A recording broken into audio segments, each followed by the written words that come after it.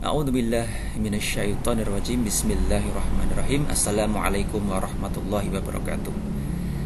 Anak-anakku yang saya cintai, pada pembelajaran kali ini kita akan mempelajari tentang materi riya dan nifak.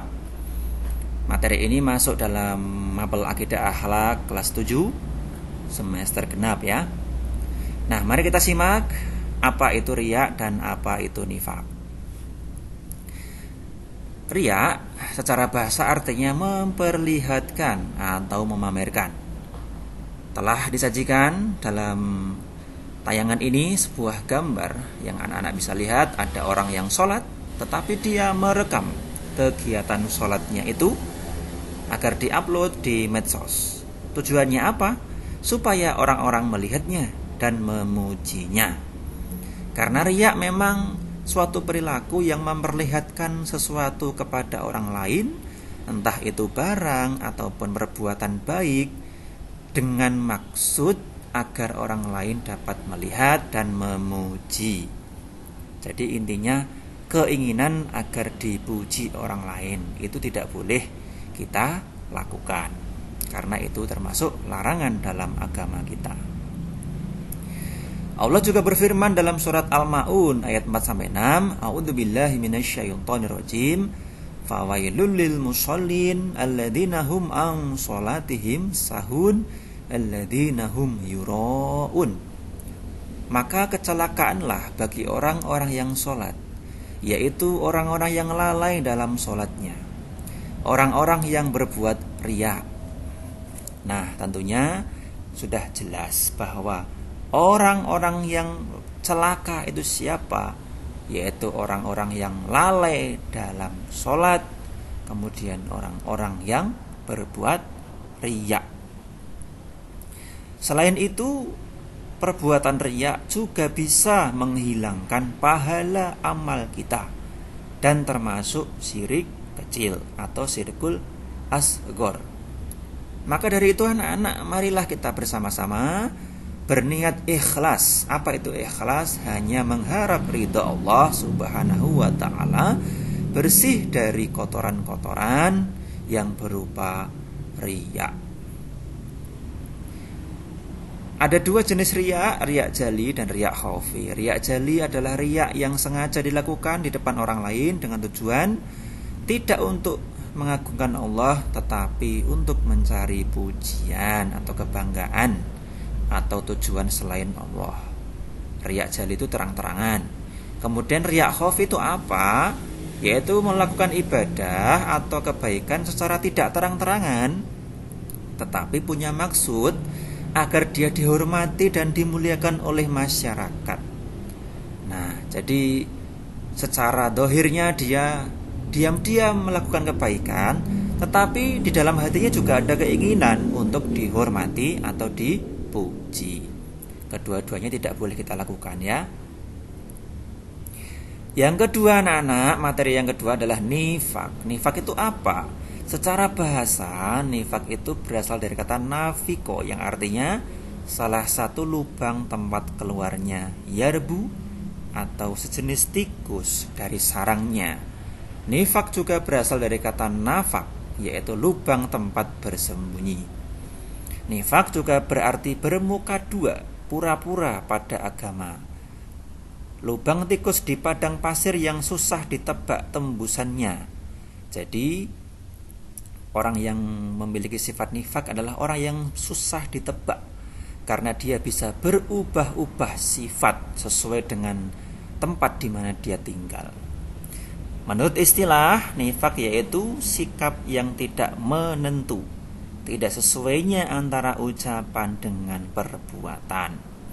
Jadi sudah bisa kita pahami anak-anak bahwa nifak itu bermuka dua atau berpura-pura atau tidak sesuainya antara ucapan dengan perbuatan. Di dalam surat Al-Baqarah ayat 14 telah dijelaskan, A'udzubillahi minasyaitonirrajim, Bismillahirrahmanirrahim. Wa idza laqul ladzina amanu qalu amanna wa idza khalau ila syayatinihim qalu inna ma'akum innama nahnu mustahzi'un. Dan bila mereka berjumpa dengan orang-orang yang beriman, mereka mengatakan, kami telah beriman. Dan bila mereka kembali kepada setan-setan mereka, mereka mengatakan, sesungguhnya kami sependirian dengan kamu, kami hanyalah berolok-olok. Anak-anak, ayat ini telah jelas menerangkan sifat orang munafik, yaitu apabila dia bertemu orang beriman itu ngakunya beriman. Saya beriman.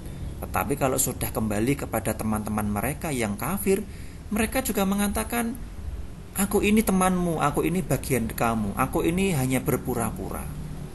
Nah, inilah yang dimaksud dengan sifat yang tidak menentu atau sifat yang sulit untuk ditebak. Ada dua jenis nifak anak-anak. Yang pertama nifak i'tiqadi dan yang kedua nifak amali. Nifak i'tiqadi itu apa? Yaitu suatu bentuk perbuatan yang menyatakan dirinya beriman kepada Allah, sedangkan dalam hatinya sebenarnya tidak ada iman sedikit pun.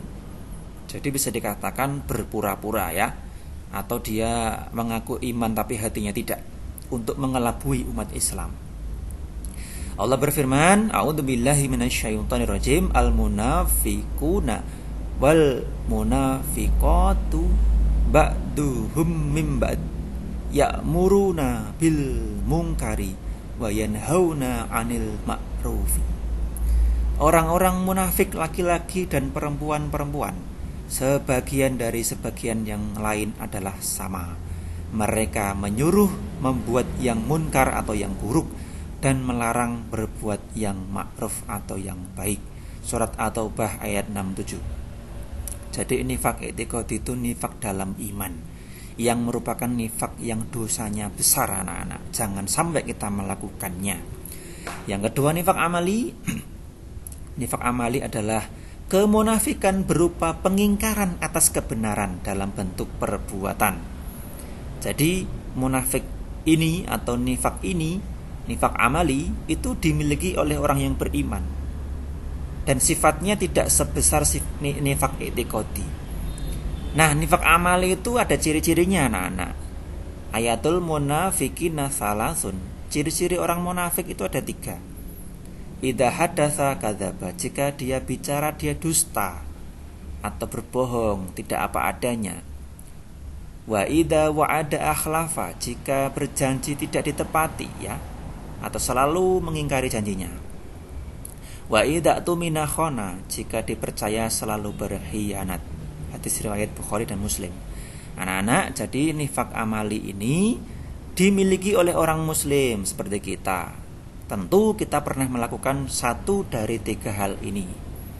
Maka dari itu, ketika kita telah sadar melakukan nifak amali, marilah kita segera bertaubat kepada Allah Subhanahu wa taala. Yang terakhir anak-anak, dampak apa yang ditimbulkan dari sifat munafik? Yaitu kita akan tercela dalam pandangan Allah, kita akan dibenci Allah. Bahkan kita juga dibenci dengan sesama manusia sehingga dapat menjatuhkan nama baik kita. Hilangnya kepercayaan dari orang lain atas dirinya. Kalau orang sudah bersifat nifak, ya, nifak itu sifatnya, munafik itu orangnya. Yaitu orang yang munafik itu akan mendapatkan suatu perbedaan sikap atau perlakuan dari orang lain karena telah hilang kepercayaan orang itu dari dirinya. Kemudian membuka peluang munculnya fitnah karena ucapan atau perbuatannya yang tidak menentu. Hati-hati, orang yang munafik dapat memecah belah karena dia suka membuat fitnah. Dan yang terakhir tentunya yang paling berat, diancam dengan azab neraka yang paling bawah. Anak-anakku yang saya cintai, itulah materi kita pada video kali ini. Semoga bisa meningkatkan pemahaman kalian. Terima kasih, salam. Kita lanjutkan materi yang berikutnya pada video yang lain.